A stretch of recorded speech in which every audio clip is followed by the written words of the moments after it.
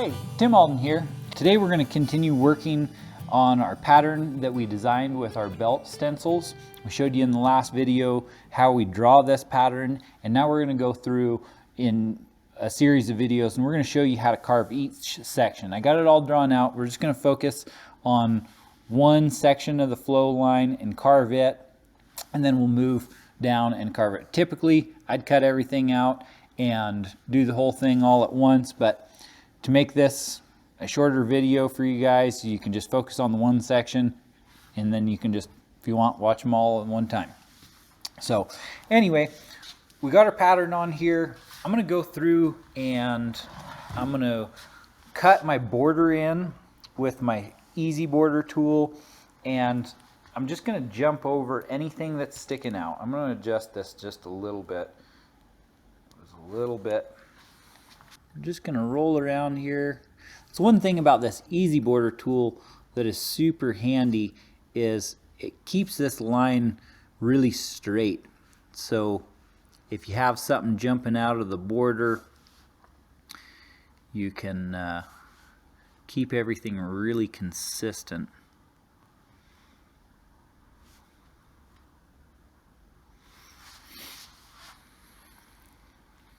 Bevel that leaf to where it comes out.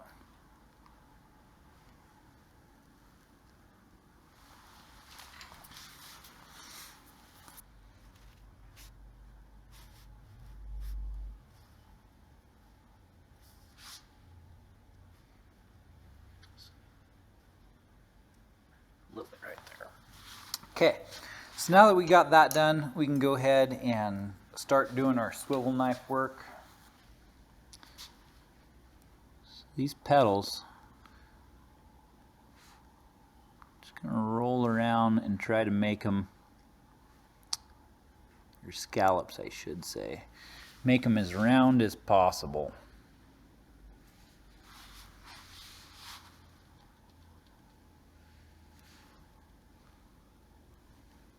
Really tip your blade to the outside of the curve.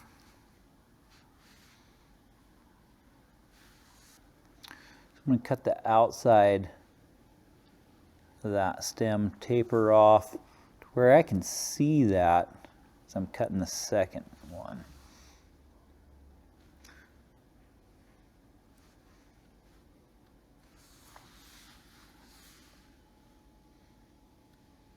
Just want these lines to just cruise in and taper off. Everything tapers back towards the point of origin.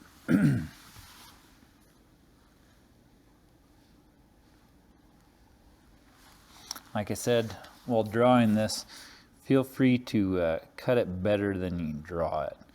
I feel like I can do a lot smoother lines with my swivel knife than I can with a pencil a lot of times. So anything that's got a little bit of a wobble or doesn't have a good flow to it, try to refine more and more as I go.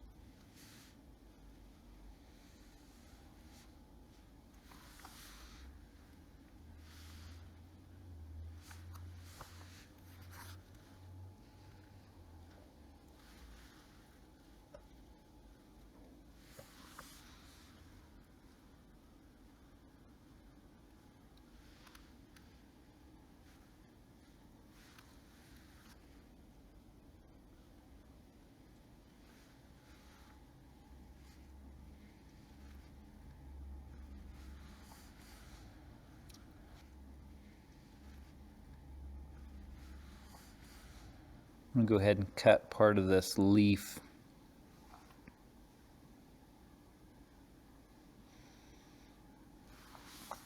Just so these lines here are cut when I'm beveling in this way. So we'll go ahead and start beveling this section out, and I'm going to carve it and show you how we're going to do that. Go ahead and lightly erase. This belt's going to be antiqued, so you don't got to worry about getting all the pencil off, but I do like to get a little bit of that off.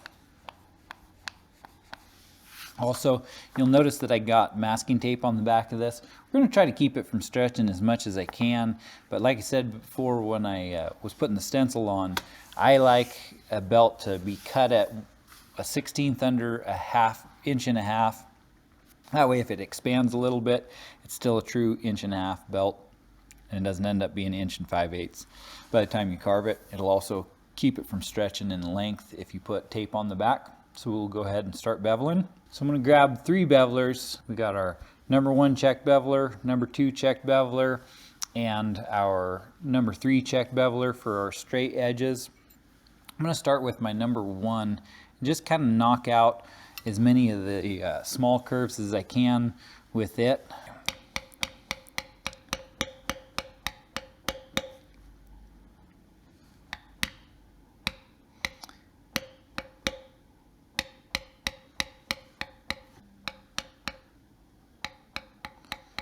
You'll notice that this leather doesn't look very wet.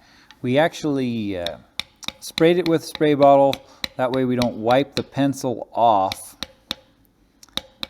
And then we stuck it in a bag. That way the moisture content was even as possible through the leather. If you are beveling and you go through something really soft and then you just hit a hard section, it's not going to bevel as nice, burnish as nice.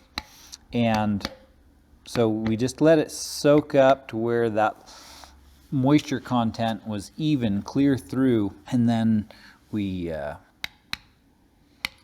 let it dry to where it looks like it's dry, but you can feel moisture in it, and you can darn sure feel moisture in the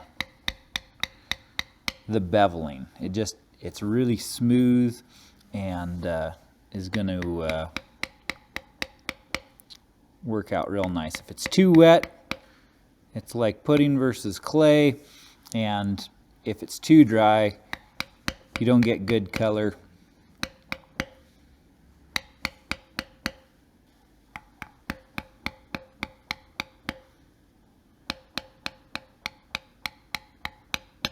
So these scallops will go in to that corner with the corner of my beveler. I'm going to roll around. There's a lot of guys that'll lift these, and that's fine too. And then I'm going to go in with the opposite corner. That way it just makes it square. And I'll go that direction, and then I'll come back this direction. I personally don't lift these a whole lot. Sometimes I'll lift different styles of petals, but I just usually will go ahead and bevel these out. And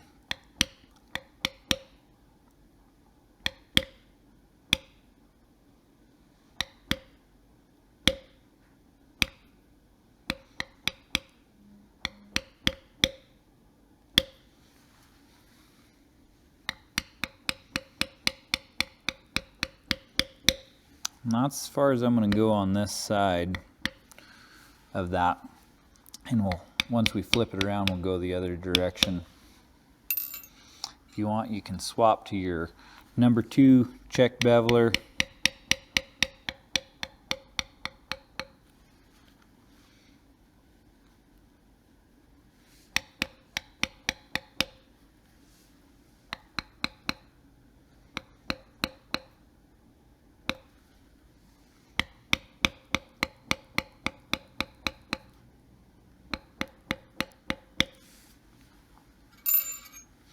And then number 3.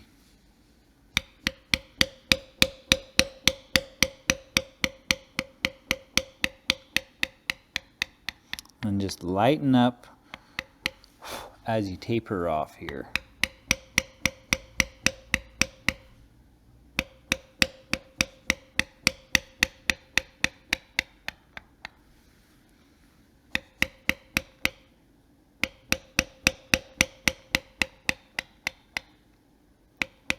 Everything tapers off to the point of origin there.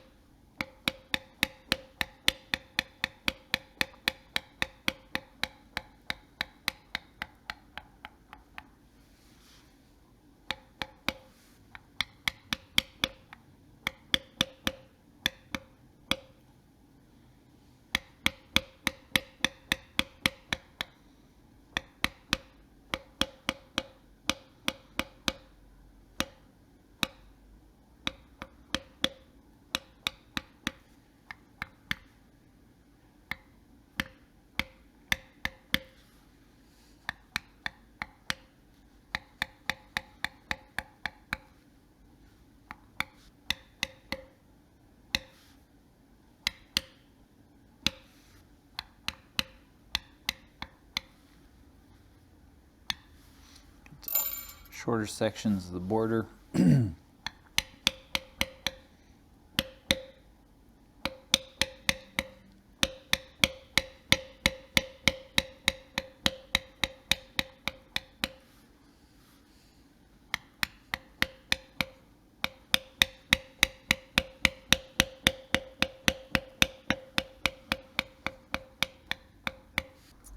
So now that we've got everything that I can see there, that we can easily bevel from that side, we're going to go ahead and flip this around and get everything.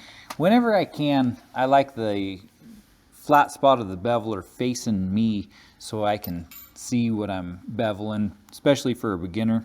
So we'll go ahead with our number 1 check beveler. We're going to start with the small radiuses once again.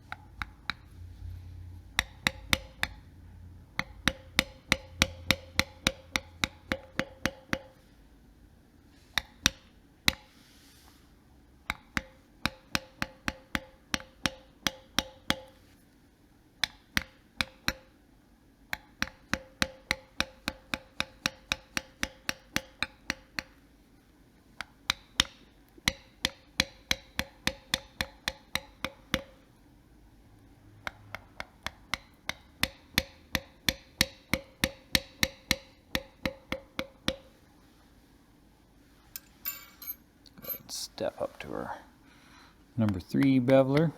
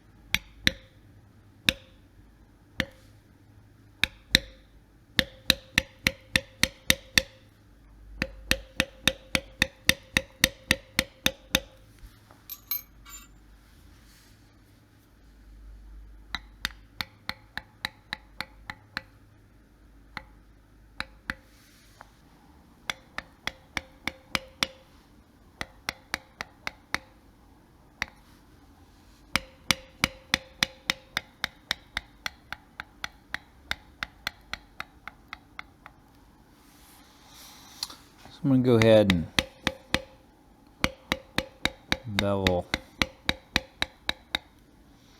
the front of this leaf here.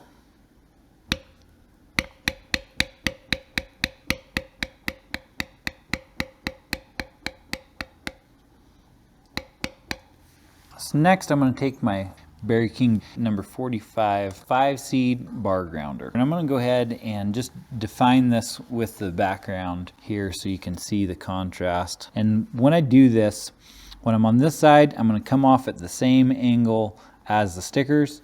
And then when I'm on the opposite side, I'm going to go this opposite angle. So everything's moving away from that center line. And so if you just have it running parallel, it just doesn't look like it flows as much, and we can get it kind of a little bit straighter to get one right in that corner.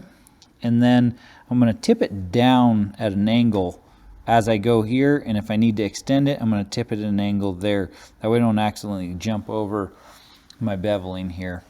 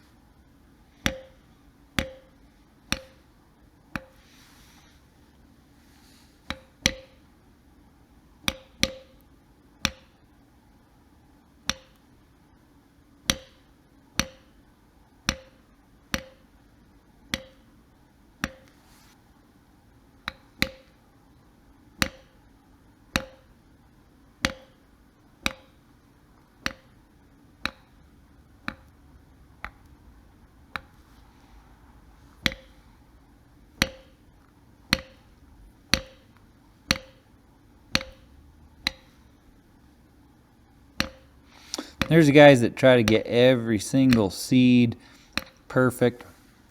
And a guy I learned a lot from, Andy Stevens, once told me, it's negative space, mash it down. That's kind of my goal. I want it to be even hits and even depth, but I don't worry if one little dot overlaps another, because it is negative space, and we're going to go back and antique over this anyways.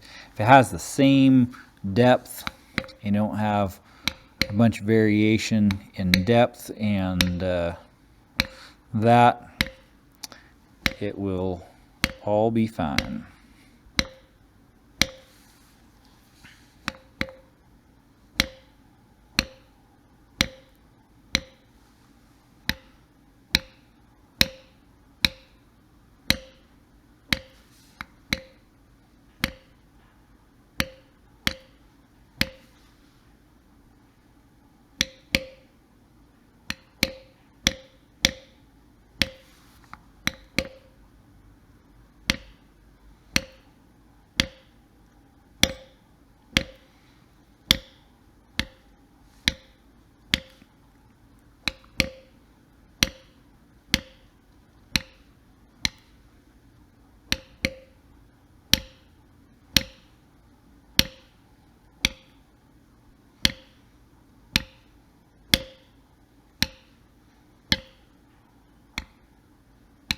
Now you can see a little more what's going on now that we have our background done. We're going to go ahead and start doing some shading here. And we're going to take our Berry King #1 smooth thumbprint that we've roughed up a little bit with 80 grit sandpaper. The ones that we sell, we actually sell them already sanded on our website. And it just helps things to get a little more burnish.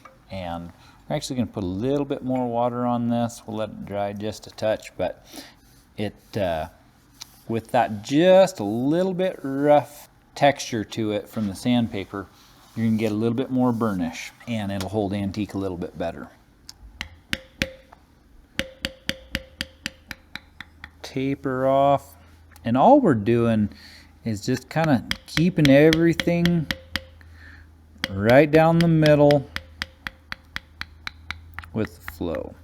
You just want to roll around that corner, taper off.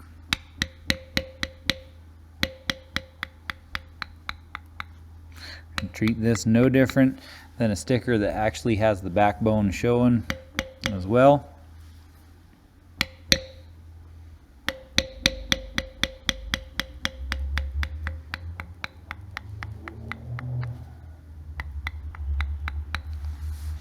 And then this is going to be our seed bud. So we're actually going to go the opposite direction, and we're going to tip it back. And you can just tip it to the side a little bit, fan it out. We'll come back with a lifter in that. And then our acanthus leaf, we're just going to mirror what's there. So I got one coming here, and then I'm going to do a little bit of an S curve shading here. And so roll around,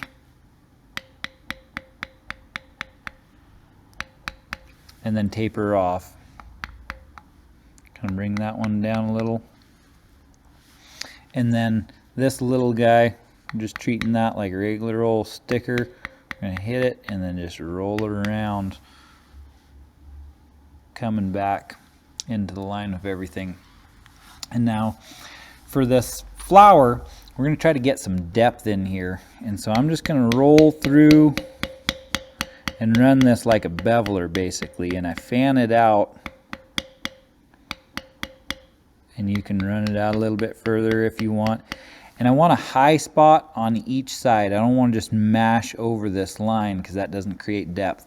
And we're going to come in here, run along this edge, and we're going to pull on where that bevel stops. We're going to push our shader past it.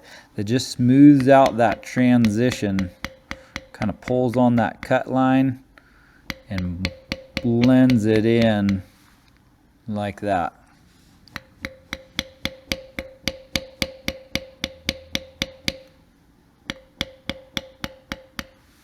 Same on the other side. We're going to come out of our turn back leaf right here, shade out from under there. We'll come back with a lifter and lift that up.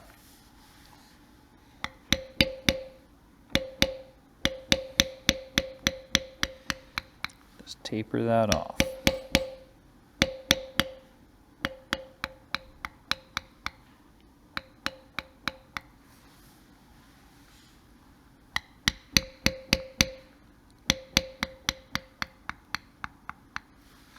And we got another seed bud here.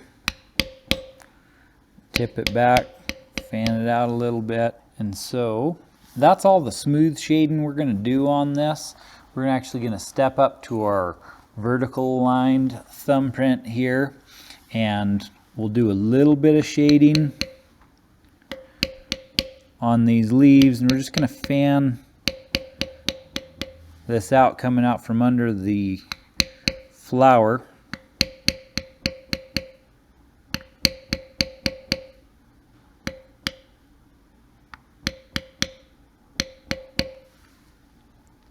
And then we're going to use it as a leaf liner here. We're going to tip it out like the same angle you would see in a leaf in nature, and then we're going to roll around that way as well. So you just want to tip it back so it's darker down towards the stem. And they actually sell a leaf liner, Berry King does, and a lot of people do, that already has that angle set for you.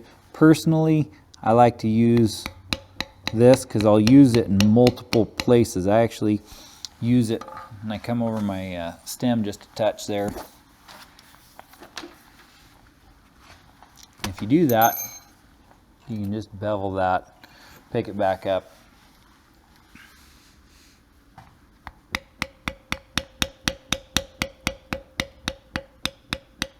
Yep.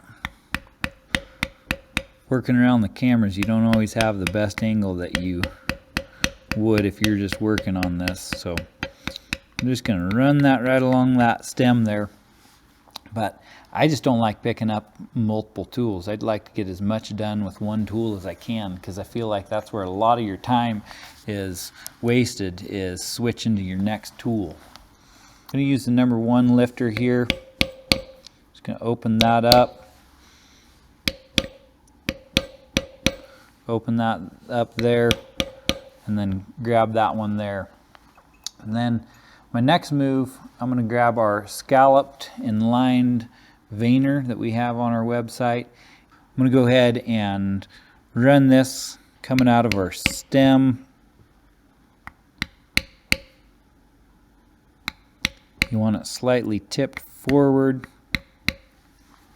and just kind of the corner there. I'm going to go ahead and tip it the other direction. And then I'm going to go straight across from one another on these lines.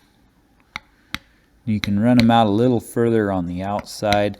They'll bind up on each other on the inside there, so something you got to consider.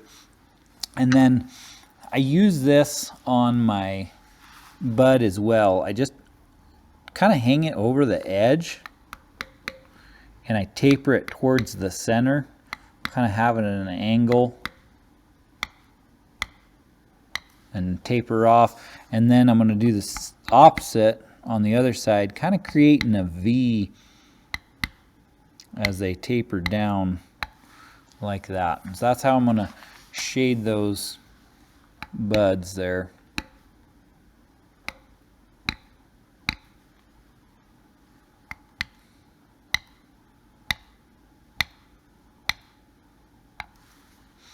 Just a little bit of texture. And if you want, you can take your flower stem and kind of shade that the same way to kind of pull things together. Then we're going to take our lined veiner. We're going to create some definition in our flower petals. We're also going to run it with the curve of this sticker coming off the back of this acanthus leaf. We're just going to run it forward. We're going to get a little depth right there. And then we're going to come in our petals of these leaves down below this flower, and then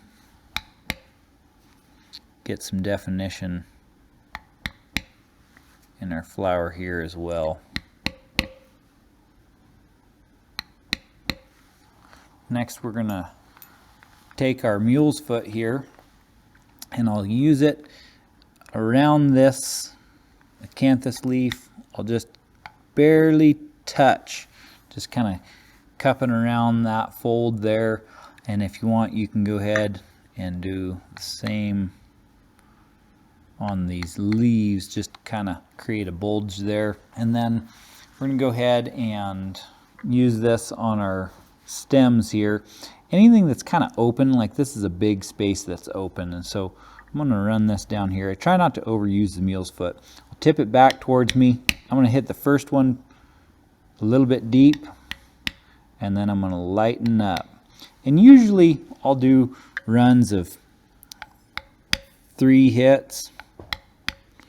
And I find that it's easiest to have the point facing me and then just walk it back. So next we're going to do our horizontal lined thumbprint, and we're going to do these on these little scallops. And so this one we're going to have pretty straight, and then these ones are just going along that same angle that everything else runs into that flower stem at. Tip it back a little bit, just like so. So now we're ready for our swivel knife work here. So one thing for beginners, if you want to draw your swivel knife cuts on so you can envision them before you cut them, there's nothing wrong with that. It's no different than drawing your pattern on. You got to be able to see it before you can cut it. So I'm not going to draw all these on, but when you do your swivel knife cuts, we're just going to basically parallel what's already there. And then we just kind of taper those off. So there's going to be a short line in the front and then a longer line in the back. Short in the front, longer in the back. These guys, you can just roll up, have one long one, little taper off there, have something coming out underneath. These acanthus, basically, little S curve, a little short on the front, and no different than a sticker in the back. We'll shade these coming out, kind of single point engraving style to create depth and shadow there. And then these guys, same deal. I'm going to run these out and then cross hatch those and create some depth and shadow to that as well. So I'm going to go ahead and cut these. Remember, you want your leather a little bit on the wetter side when you do your swivel knife work. A little more resistance. You can see how these lines are not real hard. They're actually kind of rounded a little bit, even in my bevel line. And that's from the leather pulling down and having some resistance rather than just being sopping wet and that beveler cutting right down. So I'm going to do a little short line in the front. I'm going to tip it away from myself, because when you're cutting, you want to be square to the leather. Well, if the leather's got shading in it and it's got a little belly in there, you want to keep your knife square to the work that you're cutting. So I'm going to tip it forward there, and then I'm going to come here and I'm going to tip it back a little bit. We're just going to put a little cut there, have something tapering off. And I like to pretty much have something going on all the time. I don't like just a little cut here and a little cut there. It does add to the time frame. Short on the front, long taper on the back. I'll throw a couple in there. Short in the front, long taper in the back. And in the beginning, sometimes less is more. You don't have to cover this whole thing up.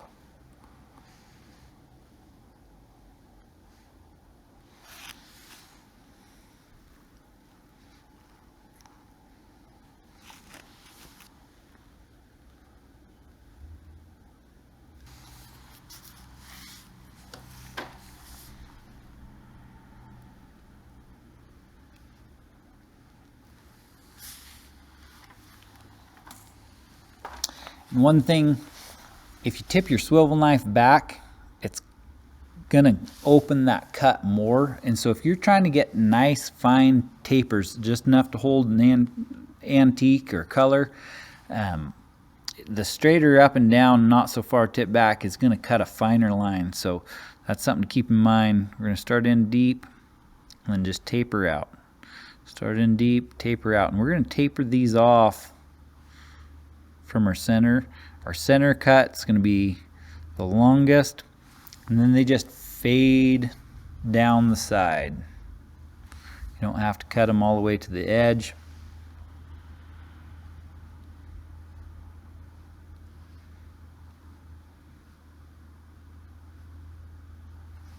And come back and we're going to cut all the way across and then taper them on the center, so it's kind of creating a V there.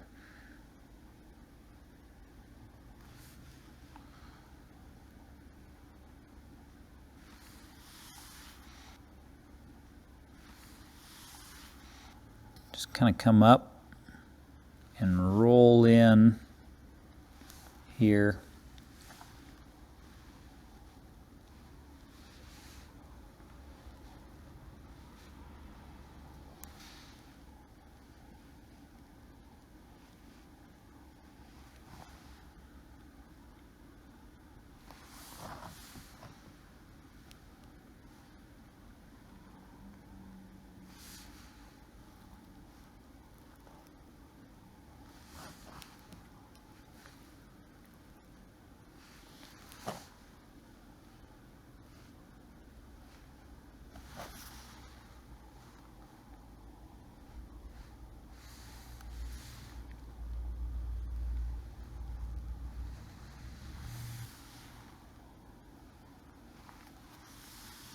Okay, so that's all we're going to do for that section there, and we'll go ahead and carve out another section for the next video. But we appreciate you stopping by. Hope you like this video. Hopefully this helps you with your belt carving and your floral carving in general, just seeing the direction that we bevel stuff and seeing how these belt stencils are used in a pattern. And it's just it's a really cool opportunity. We appreciate you guys taking the time to watch these videos, and we've been getting a lot of comments and just messages of people that have followed the YouTube channel, and that always makes us feel good when somebody buys something off the website and, hey, we really appreciate your YouTube video, and knowing people are coming from the YouTube video and just that it's appreciated is always nice. So thank you guys for watching.